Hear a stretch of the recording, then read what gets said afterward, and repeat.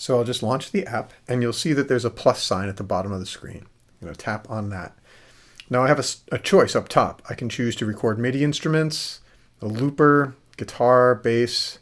You're going to want voice or microphone, so tap on that.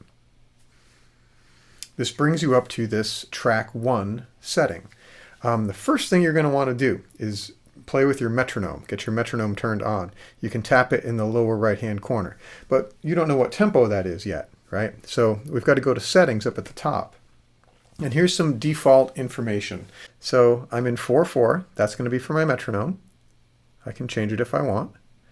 I'm going to be in F major. There's my metronome volume, and that's 80%. That's fine. There is a tuner that's already on there. There's a count in for the metronome. I'm going to turn that on. I'm going to give myself a 1-bar count in. That means when I hit record, there's going to be 4 clicks up front, and then it's going to start to record. Kind of like I do in Band for You anyway. I usually say, ready, 1, 2, 3, go, and then you start to play. So I am all set with all of that. So I'm going to go back down. Any more settings here? Monitoring. If you turn this on, you're going to hear yourself through your headphones.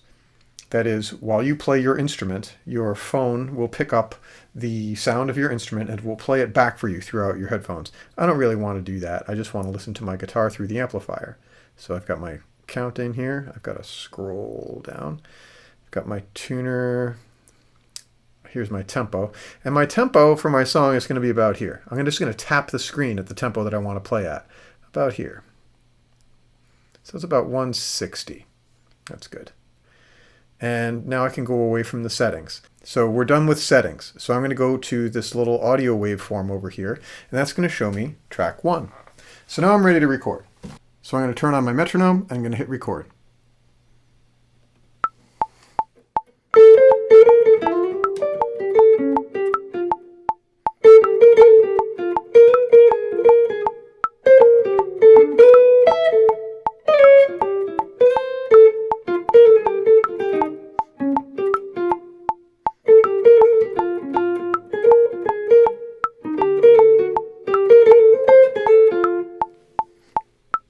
All right, there's my first track.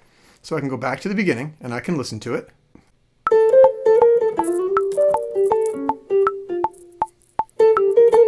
Good, I'm happy with that. So if I didn't like my track, I could hit undo and it would go away and I could record it again. If that was a mistake, I could go back and I could hit redo. There, and my track comes back. To add another track, I'm going to go to this down arrow up here. And you'll see that I can hit plus. By doing plus, it gives me a choice of what I want to add. So I'm going to add another voice mic track. There, now I've got track 2. So this time I'll record some chord changes to go along with my melody. So here we go. Headphones are still in.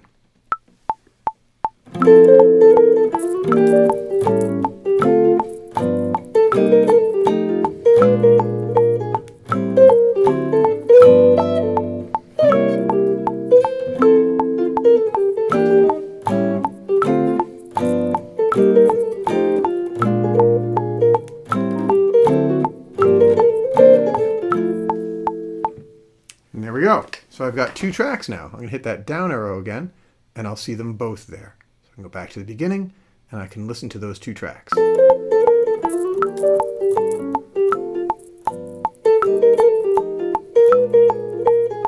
So I've got this all set. I've got my 2 tracks here. I could add a part too. I could add drums if I wanted to. So import an MP3 or MP4 file, like a backing track. But I'll just take it for these 2 tracks. I'm all set here. So I'm going to go with the cloud thing, and I'm going to do save. I'm going to call this confirmation.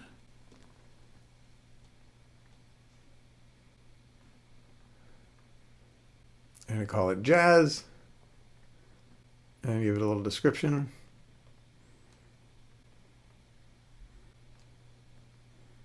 And I'm done. Hit the check mark, and it says saved. So now I'm going to exit and go into my little library down here in the folder, and you can see that there's confirmation, the one I just recorded. So I'm going to click the title, confirmation.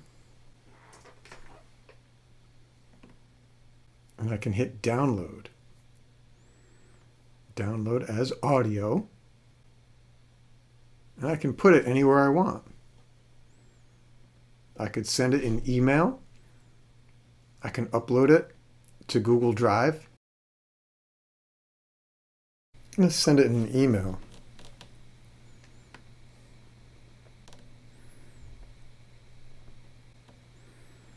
And then I'll hit send.